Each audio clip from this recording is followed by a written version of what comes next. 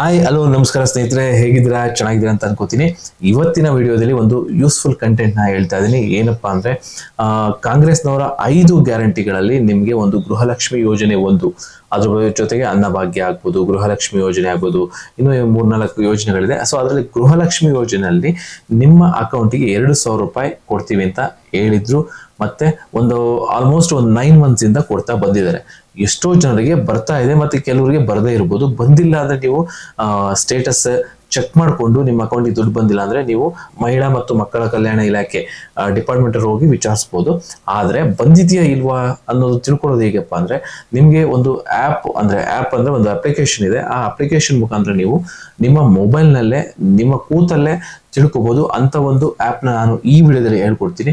ಆದರೆ ಯಾವುದೇ ಕಾರಣಕ್ಕೂ ಈ ವಿಡಿಯೋನ ಸ್ಕಿಪ್ ಮಾಡೋಕೆ ಹೋಗ್ಬಿಡಿ. ಇಲ್ಲಿವರೆಗೂ ಯಾರೆಲ್ಲ ನಮ್ಮ ಚಾನಲ್ನ ಸಬ್ಸ್ಕ್ರೈಬ್ ಮಾಡ್ಕೊಂಡಿಲ್ವೋ ಸಬ್ಸ್ಕ್ರೈಬ್ ಮಾಡ್ಕೊಳ್ಳಿ, ಪಕ್ಕದಲ್ಲಿರುವ ಬೆಲ್ ಐಕಾನ್ನ ಒತ್ತಿ, ಮತ್ತೆ ಈ ವಿಡಿಯೋ ಇಷ್ಟ ಆದರೆ ನಿಮ್ಮ ಫ್ರೆಂಡ್ಸ್ಗೆಲ್ಲ ಶೇರ್ ಮಾಡಿ ಅಂತ ಹೇಳ್ತಾ ಈ ವಿಡಿಯೋನ ಸ್ಟಾರ್ಟ್ ಮಾಡ್ತೀನಿ. ಸೊ ಬನ್ನಿ, ಆ ಅಪ್ಲಿಕೇಶನ್ ಓಪನ್ ಮಾಡಿ. ಆ ಅಪ್ಲಿಕೇಶನ್ ಅಲ್ಲಿ ಏನ್ ಡೀಟೇಲ್ಸ್, ಜಸ್ಟ್ ಆಧಾರ್ ಕಾರ್ಡ್ ಇದ್ರೆ ಸಾಕು. ಆಧಾರ್ ಕಾರ್ಡ್ನ ಎಂಟ್ರಿ ಮಾಡಿ ನಿಮ್ಮ ಮೊಬೈಲ್ ನಂಬರ್ಗೆ OTP ಬರುತ್ತೆ. ಅಂದ್ರೆ ನಿಮ್ದು ಯಾವುದು ಆಧಾರ್ ಕಾರ್ಡ್ ಲಿಂಕ್ ಆಗಿರುತ್ತೋ ಆ ಮೊಬೈಲ್ ನಂಬರ್, ಅದಕ್ಕೆ OTP ಬರುತ್ತೆ. ಆ OTPನ ಎಂಟ್ರಿ ಮಾಡಿದ್ರೆ ಸಾಕು. ನಿಮ್ದು ಡೀಟೇಲ್ಸ್ ಫುಲ್ಲು, ನಿಮ್ಮ ಅಮೌಂಟು ಯಾವ ಡೇಟಲ್ಲಿ ಕ್ರೆಡಿಟ್ ಆಗಿದೆ, ಯಾವ ಬ್ಯಾಂಕಿಗೆ ಹೋಗಿದೆ, ಪೋಸ್ಟ್ ಆಫೀಸ್ಗೆ ಹೋಗಿದೆಯಾ ಅಥವಾ ಬ್ಯಾಂಕಿಗೆ ಹೋಗಿದೆಯಾ, ಯಾವ ಬ್ಯಾಂಕಿಗೆ ಹೋಗಿದೆ, ಯಾವ ಅಕೌಂಟ್ಗೆ ಹೋಗಿದೆ, ಪ್ರತಿಯೊಂದು ಡೀಟೇಲ್ಸ್ ಅದ್ರಲ್ಲಿ ಸಿಗುತ್ತೆ. ಅದ್ರ ಮುಖಾಂತರ ನೀವು ನಿಮ್ಮ ಅಮೌಂಟ್ನ ತಗೋಬಹುದು. ಸೊ ಹಾಗಾದ್ರೆ ಬನ್ನಿ, ತಡ ಮಾಡೋದು ಬೇಡ, ಆದಷ್ಟು ಬೇಗ ಆ್ಯಪ್ ಯಾವುದು ಅನ್ನೋದನ್ನ ನೋಡ್ತಗೋಣ. ಓಕೆ, ಇವಾಗ ನೀವು ಇಲ್ಲಿ ಕಾಣಿಸ್ತಾ ಇದೆಯಲ್ಲ, ಪ್ಲೇಸ್ಟೋರ್ಗೆ ಹೋಗಿ, ನಿಮ್ಮ ಮೊಬೈಲ್ನಲ್ಲಿ ಪ್ಲೇಸ್ಟೋರ್ಗೆ ಹೋಗಿ DBT ಅಂತ ಟೈಪ್ ಮಾಡಿ. ಸೊ ನಿಮಗೆ ಈ ಥರ ಒಂದು DBT ಅನ್ನೋ ಒಂದು ಆ್ಯಪ್ ಬರುತ್ತೆ. ಇದನ್ನು ಅಪ್ಲಿಕೇಶನ್ನ ಇನ್ಸ್ಟಾಲ್ ಮಾಡ್ಕೊಳ್ಳಿ. ಆಲ್ರೆಡಿ ಇನ್ಸ್ಟಾಲ್ ಆಗಿಲ್ಲ ಅಂದರೆ ಇಲ್ಲಿ ಇನ್ಸ್ಟಾಲ್ ಆಗಿದೆ. ಸೊ ಹಾಗಾಗಿ ಆಲ್ರೆಡಿ ಇನ್ಸ್ಟಾಲ್ಡ್ ಅಂತ ಬರ್ತಾ ಇದೆ. ಸೊ ಇನ್ಸ್ಟಾಲ್ ಆಗಿಲ್ಲ ಅಂದರೆ ಇನ್ಸ್ಟಾಲ್ ಮಾಡ್ಕೊಳ್ಳಿ. ಇನ್ಸ್ಟಾಲ್ ಮಾಡಿಕೊಂಡು ನೆಕ್ಸ್ಟು ನಿಮಗೆ ಅದನ್ನು ಇನ್ಸ್ಟಾಲ್ ಆಗಿ ಓಪನ್ ಮಾಡಿದ್ಮೇಲೆ ನಿಮಗೆ ಈ ಥರ ಒಂದು ನಿಮ್ಮ ಸ್ಕ್ರೀನ್ ಬರುತ್ತೆ. ಇದು ಏನಂದಪ್ಪ ಅಂದರೆ DBT ಅಂದರೆ ಡೈರೆಕ್ಟ್ ಬೆನಿಫಿಟ್ ಟ್ರಾನ್ಸ್ಫರ್ ಅಂತ ಅದರ meaning.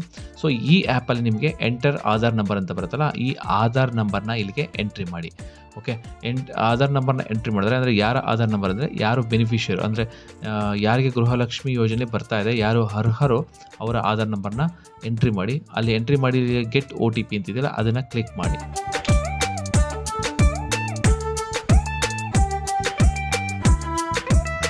Okay, so get OTP ಅಂತ ಕ್ಲಿಕ್ ಮಾಡಿದ ತಕ್ಷಣ ನಿಮ್ಮ ಮೊಬೈಲ್ ನಂಬರ್, ಅಂದರೆ ಯಾವ ನಂಬರು ರಿಜಿಸ್ಟರ್ ಆಗಿರುತ್ತೋ, ಈ ಆಧಾರ್ ನಂಬರ್ಗೆ ಯಾವ ಮೊಬೈಲ್ ನಂಬರ್ ರಿಜಿಸ್ಟರ್ ಆಗಿರುತ್ತೋ ಆ ಮೊಬೈಲ್ ನಂಬರ್ಗೆ OTP ಬರುತ್ತೆ. ಓಕೆ, OTP ಬಂದ ತಕ್ಷಣವೇ ನಿಮಗೆ ಆ OTPನ ಇಲ್ಲಿ ಎಂಟರ್ ಮಾಡಿ. ವೆರಿಫೈ OTP ಅಂತ ಬರುತ್ತೆ. ಅದು 1 ನಿಮಿಷ ಮಾತ್ರ ಇರುತ್ತೆ. ಆ 1 ನಿಮಿಷದೊಳಗಡೆ ನೀವು OTPನ ಇದಕ್ಕೆ ಎಂಟ್ರಿ ಮಾಡಬೇಕು ಮೊಬೈಲ್ನಲ್ಲಿ ನೋಡಿಕೊಂಡು.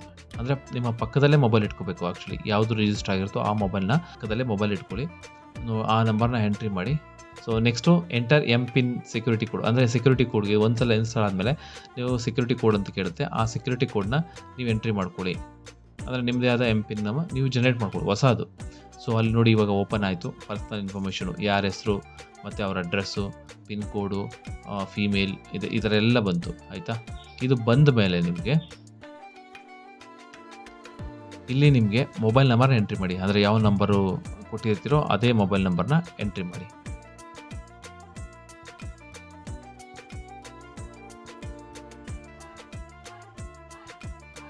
ಸೊ ಈಗ ಓಕೆ ಹೊಡೆದು ನೋಡಿ, ನಿಮಗೆ ಇಲ್ಲಿ ಬಂತು ಆ್ಯಪು.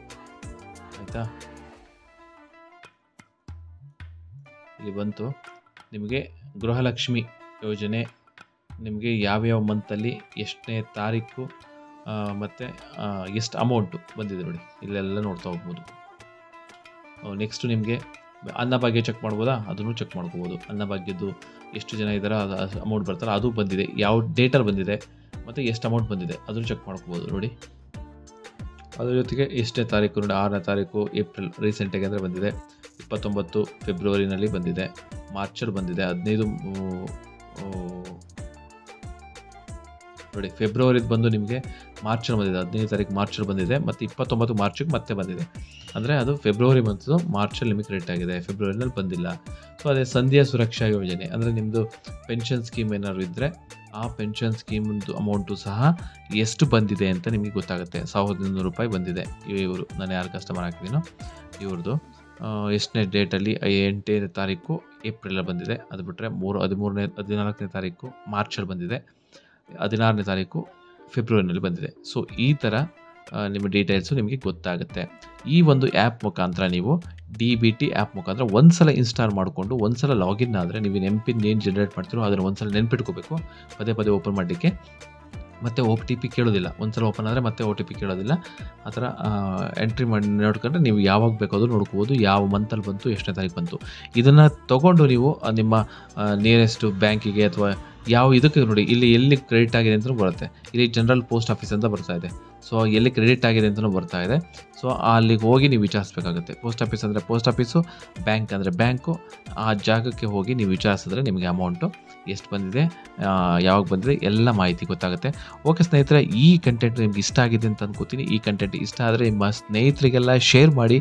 ಇದೇ ಥರ ವಿಡಿಯೋ ಮಾಡಲಿಕ್ಕೆ ಮೋಟಿವೇಟ್ ಮಾಡಿ. ಈ ವಿಡಿಯೋ ಚೆನ್ನಾಗಿ ಓಡಿದ್ರೆ ನಾನೇನು ಮಾಡ್ತೀನಿ, ಮತ್ತೆ ಇದೇ ಥರ ಕಂಟೆಂಟ್ನ ಮಾಡ್ತಾ ಹೋಗ್ತೀನಿ. ನಿಮಗೆ ಹೆಲ್ಪ್ಫುಲ್ ಆಗುತ್ತೆ. ಓಕೆ, ಮತ್ತು ಇನ್ನೊಂದು ಒಳ್ಳೆ ಕಂಟೆಂಟ್ ಜೊತೆಗೆ ಸಿಗ್ತೀನಿ. ಅಲ್ಲಿವರೆಗೂ ಟೇಕ್ ಕೇರ್, ಬಾಯ್.